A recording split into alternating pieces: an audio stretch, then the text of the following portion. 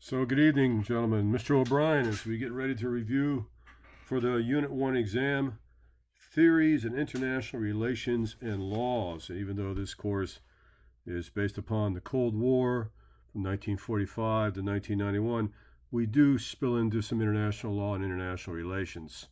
And you might remember that right off the bat, we got into the theories of a gentleman by the name of Theods, an ancient historian who's basically spent his life studying warfare, especially between the warlike Spartans and the very, shall we say, philosophical, but yet a tremendous naval force known as the Athenians, Athens and Sparta, and the lower part of Greece, better known as Peloponnesia. He studied these wars, and he came up with a conclusion.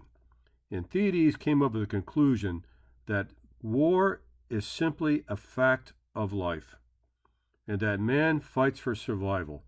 It must be true because we know there's been at least 4,000 recorded wars since the Assyrians brought the war chariot against the Egyptians so many centuries before Christ. So Theods came up with this theorem, right? And theorem was this, that if a man fights, he risks losing his life. But if a country refuses to fight, it will undergo the ultimate penalty, which is extinction. And he also said the strong do what they have to do to stay strong, to stay on top, and the weak must accept what the strong dictate to them. We also talked about the idea of nuclear apartheid.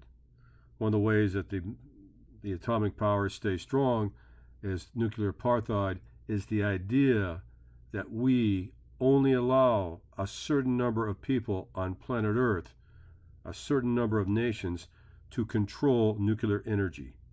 And as you know, Iran has been trying desperately to get into that club, and because of nuclear apartheid, the Israelis and the United States have done everything they can to prevent that. That idea goes along with Theods. The strong do what they have to do to stay strong, and the weak must accept the dictates of the strong. All right? All right. We talked about the fact that war has been around since the beginning of time. But why do men fight? They fight for survival, hatred, anger, greed, sometimes miscalculations, and even power insecurities. Gentlemen, the worst thing that you can do is to have a weapon system that's bigger than your neighbor's, because your neighbors will become quite insecure. They will not only try to match the weapons you have, they'll try to increase both in volume and in killing power. I couldn't get the word out there. And that begins an arms race that the United States and the Soviet Union went through. And in the 1970s, men, the Soviet Union and the United States had enough nuclear warheads to literally destroy everything on planet Earth by a count of 8, an overkill of 8. So the last thing you want to do is to get into an arms race. So never ever build more than your neighbors. That leads to power insecurities, and miscalculations can lead to war, a lot like the Cuban Missile Crisis of 1962, which we'll talk about later in a different chapter. We also said that the United Nations believed that the greatest cause of war today is poverty, the unequal distribution of wealth. And it's kind of weird because back in the days, right, World War II, World War I, wars were fought outside of countries' borders. But today it seems that all the wars that we are currently going under are civil wars being fought within inside of countries. But the interesting thing today, men, and especially for this slide, is this. Today, 1/5 of the world's population, 20%, consume 80% of all its goods, services, natural resources, water, energy, you name it. You name it. This is going to consider and continue to be a prime issue for war, and not only in my lifetime, but your lifetime too. Population consumes only 1.3% of all the energy that's left behind. As you go through the slide, men, we're going to talk about President Jimmy Carter, who won the Nobel Prize after his presidency, was considered to be one of the greatest ex-presidents. But we'll talk about pragmatism and idealism a little bit up the road here. Walter Fritz was a very excellent professor of history and economics, and he believed that the only reason countries go to war is that they truly believe in the end it'll benefit their society in the long run and make them better. Look at the United States after World War II. We became a superpower. We were, for a while there, the only atomic monopoly on planet Earth. For 4 years, we are the only people that had nuclear weapons. We're the only people that our country was not virtually torn asunder by World War II. But he was also concerned about, Walter Fritz, that if you were not careful, that accidents can happen at any time. An accident can happen when it can be an economical accident. Okay, it can be a political accident. It can be an accident of miscalculation.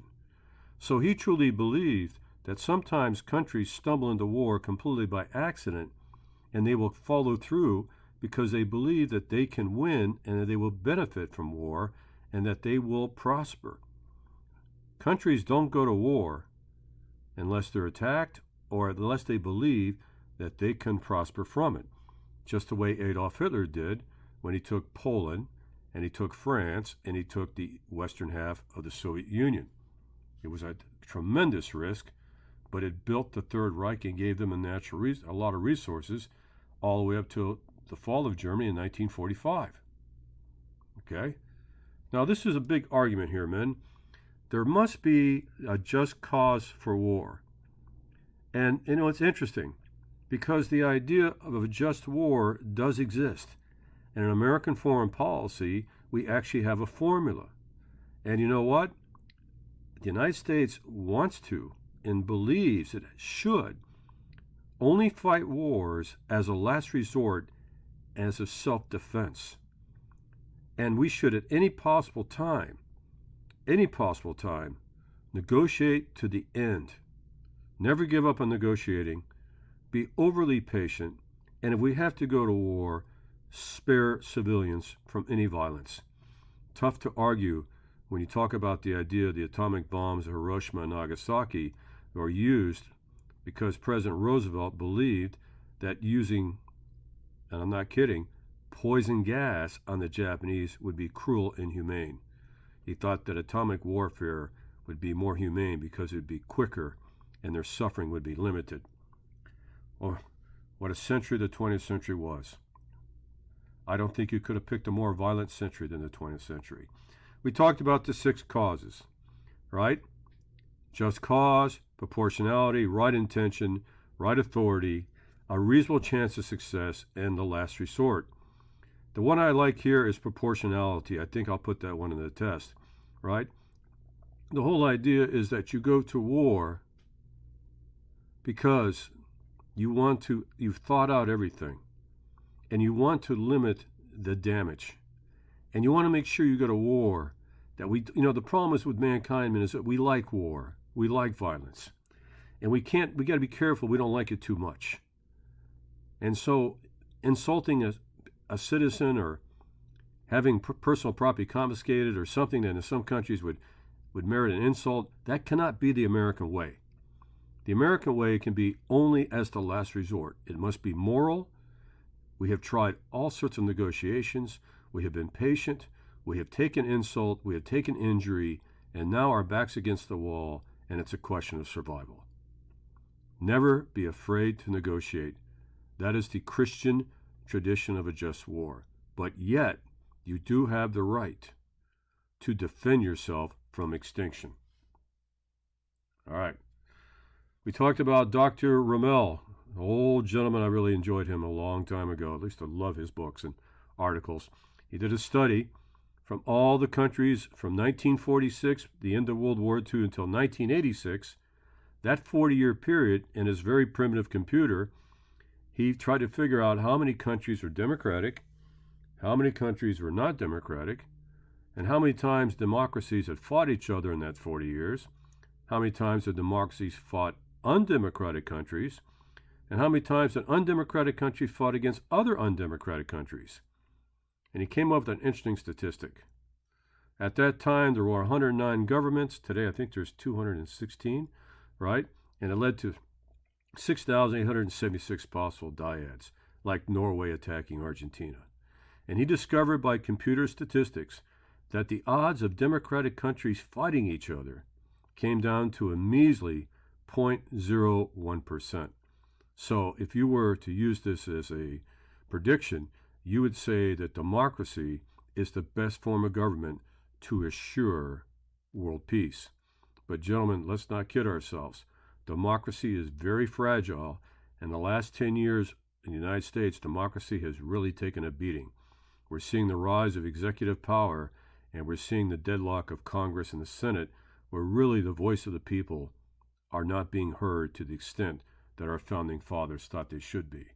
Democracy is a very tricky type of government, and it is quite rare. And it's hard to make it last. Think about it. It only takes one generation to kill democracy. That's why it's so important that young people be educated on the ways of the world, especially what it means to be a democratic country. All right? This is the statistic I'd like you to know. 314 years of peace in the last 5,620 years. Men, 14,000 known wars. I don't even know if that's trillion. Is that 3.5 trillion or is that 3.5 billion? It's so high, I don't even know. And it also brought up the argument, is man inherently evil or is man inherently good? Now, men, if you are a liberal, okay, and you believe, you know that all international relations are based upon the idea that the state always acts in accordance to its best interests, its national interests.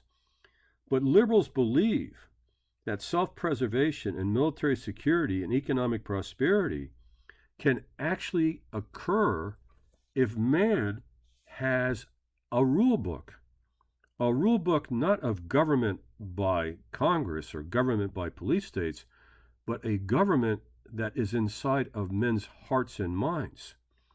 That if man can control his own passions and he can evolve like we did during the Renaissance and rule with his heart, that we can lead forward to an optimistic utopian society. But it is very important that people are educated on how to exercise a rational choice. And that rational choice is that we are a team, and that all human beings have needs, and that all human beings must work together, teamwork, to have that result, and that we must sacrifice, give up certain of our liberties to protect each other. Gentlemen, the only reason that stop sign works is that I don't want to see my children get killed by you running the stop sign, and you don't want to see your children get killed by me running the stop sign. So we have what John Locke called the social contract. Most idealists believe that war is a terrible distortion, and that, quite frankly, human beings are cooperative and not violent, as many naturalists and people of evolution believe. Idealism, that man is better, and given the chance, he'll prove it. Now, on the other side of the coin is the school of realism. And the school of realism says basically, guys, that human beings naturally want to increase their own power. And they want to be stronger than their neighbors because it gives them security. They also believe in self-preservation. And because there is not a universal police force, and not all men are educated, and not all men honor the Ten Commandments, it is important to protect yourself. That the world is cold, life is short, relationships are brutal, and quite frankly, there's no room for sentimentality. You know, you put a padlock on your locker out there, not to keep dishonest people out of your locker, to keep honest people out of your locker, because they believe that man is inherently going to do whatever he's going to do to prosper and profit himself. They say the true judgment of realism is what you do when nobody is watching. Or the question is, if you could get away with anything, would you do it, even if it was wrong? We talked a little bit about American realism, and we're still trying to figure out. Remember, if you're on the right, if you are a reactionary, you believe your country is absolutely positively right, and you'll do anything to defend it. Like, for example, a few years back, people that were really into the Second Amendment believed that the FBI and the DEA and the firearm and tobacco were taking away the Second Right Amendments, and they literally were willing to fight and die for it, as they did in places like Ruby Ridge and the Oklahoma City bombing. A reactionary believes that they are absolutely positively right, and that the country has gotten away from its central ideas, and that they're willing to defend those ideas. A radical, on the other side, believes that the system is wrong. A radical believes the system cannot be corrected, that the entire system has to be destroyed and we have to start over. Use that old idea of throwing out the baby with the dirty bathwater. Adolf Hitler was a reactionary. He believed that Germany was right. He believed they'd been corrupted by immigration, the rumor of an international Jewish conspiracy, and the idea of non-Germans coming in as economic refugees. All right? A radical is like Karl Marx. A radical believes that the Industrial Revolution failed and only made some men prosper, and because of that, the workers will never ever have equality or happiness, and that the revolution must be taken over. Workers of the world, unite. Okay? Whoops, sorry. We also talked about the idea of the conflict theory. Karl Marx brought that up by accident. It's a school of sociology. It's also a school of international affairs. The working class versus the bourgeoisie is the idea that the only thing the bourgeoisie have, the proletariat, the working class, is the sweat of their labor. Since they own no machines, they have no real power, all they can do is serve the machine, the matrix. And the only way that they will ever get away from this, if every single worker of the world unite and takes over the machines. Gentlemen, Marx knew that wasn't going to happen, because he knew the poor would fight the poor for whatever the rich would give them. This is called class warfare. I wish I could explain that, but unfortunately this is only a 30-minute review, and we could talk about this for hours. Take a look at that quote. I think that quote summed up everything that the German philosopher Karl Marx believed. All right. Otto von Bismarck and Niccolo Machiavelli. Oh my gosh. Hold on one second, gents.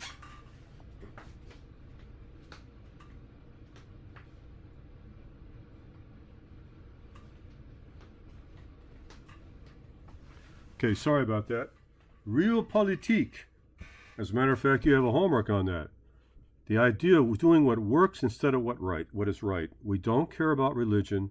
We don't care about God's judgment. We only deal in pragmatism. The idea of what works. We talked about the idea how Richard Nixon, an adamant anti-communist, decided to league with Chairman Mao of Red China, visit behind the bamboo curtain, offer a partnership with the Chinese for trade, forcing the North Vietnamese to come to the negotiating table to end America's longest war at that time. Nobody would ever dreamed it. Pragmatism. Today's enemies can be tomorrow's friends, and who knows? Tomorrow's enemies might be today's friends. You do what you have to do to survive. You play the Game of Thrones. Friends and enemies are interchangeable. You must learn the rules of power, and you must play the game of politics. Machiavelli was born a lot earlier than Otto von Bismarck of Germany. In fact, he was born during the Renaissance, and he wrote the first book of dirty politics, if you will, called The Prince. It is an incredible essay or treatise about the real world of power politics. And he said, remember this. You can either be feared or loved. but you can't be both. And he believed it was better to be feared. He believed that fear was the best offense, and to be loved would bring you down eventually because people would eventually feel that they were equal to you. He believed that fear was the way to progression. And he believed that politics could not exist in the same world as morality. Kind of a grim picture, but you know what? Think about it. Machiavelli said the rich get to determine who does what, who gets what, and how much they get. The poor have no choice in that. So it is better to be feared than respected. And men, forgive me, I'm not trying to be sacrilegious, but Jesus Christ was respected. Adolf Hitler was feared. No, I know it doesn't make any sense to me either. It really, truly doesn't. You know, I mean, God changed the world for the better in just 3 years, and Adolf Hitler destroyed the world in 12 years. But this is the arguments that people have about pragmatism. Think about it. I still believe and I still hope. I find myself being optimistic about mankind and optimistic about man's evolution towards the common good. Let's hope that I'm right. All right, let's go on to the next slide. We talked a little bit about the idea of international law, and this has been a dream ever since Woodrow Wilson and the League of Nations, The Hague, an international police force, and a universal tribunal where all countries have the right to petition and all citizens have inalienable rights. And you know what, today, that may sound funny, man, but believe it or not, the countries of the world are not like that. There are many, many countries today where women are not considered to be equal to men. They don't have the same rights or privileges. And any code or morality has to deal with the idea of equal opportunity and equal protection. And that does not exist. Not yet. We talked about the idea of international law. I think there's only one question on the test about that. I wouldn't spend a whole lot of time on that particular one. But the Kellogg-Briand Pact is interesting in 1929 because after the terrible First World War, the world really realized what technology had done. Machine guns, poison gas, submarines, right? You name it, heavy artillery. The psychological injuries to soldiers that lasted for years. So the whole idea here was that Machiavelli was not right. Deceit and violence cannot be a tool. Morality will not bring disaster. Morality, if enough people are moral, we can end war. And so there was a hopeful idea that we could actually have countries sign a non-aggression treaty and renounce war as a policy of form, as dealing with each other. But in 1939, after the Kellogg-Briand Pact, Hitler invaded Poland, and after that, the Cold War. It was a noble idea that just failed miserably. We seem to be prone to violence. And there's the cartoon, the firecracker, Adolf Hitler, the start of World War II. All right. We talked about pragmatism in the Carter Doctrine. Jimmy Carter was a gentleman who literally used the Bible for foreign policy, and by 1980, he realized that the Bible could not keep America safe in the real world. He became a pragmatist. He even went so far as to say, and this was after he cut out all foreign aid to any country that used torture, and many of these countries were our friends, and these police were trained by the CIA, and they killed communist insurgents. But Jimmy said, I don't care. If you use torture and violate human rights, I will cut off all aid from America to your countries. I don't care how long you've been our friends. And he did. You might remember he gave back the Panama Canal to the Panamanians because he thought Teddy Roosevelt had acted illegally. But by 1980, he became a little bit of a pragmatist.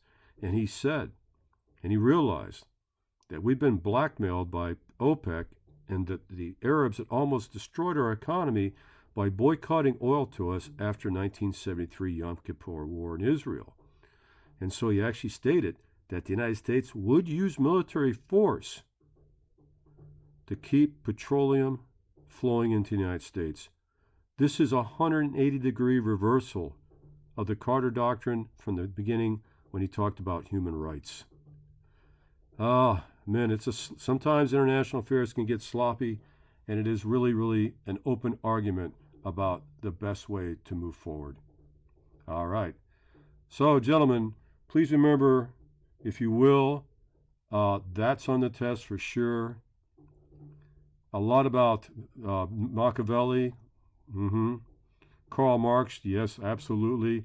But the whole idea here is make sure you know the difference between liberalism, pragmatism, realism, and know, if you can, please, if you will, that all countries will always try to increase their power at the cost of other countries.